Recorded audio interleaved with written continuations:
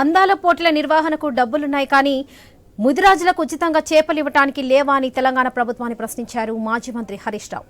ఏ వర్గ ప్రజల కడుపు నింపడానికి అందాల పోటీలను నిర్వహిస్తున్నారో సీఎం రేవంత్ సమాధానం చెప్పాలని సిద్దిపేటలో డిమాండ్ చేశారు.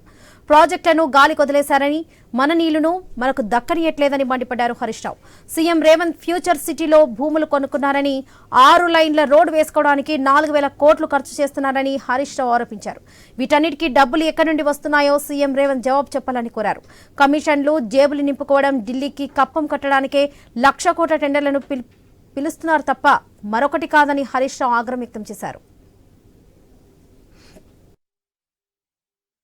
విత్తనాలు సరఫరా చేయడం చేత కాదు, చేప పిల్లలు సరఫరా చేయడం చేత కాదు, ఏమన్నా మాట్లాడితే పైసలు లేవంటాడు.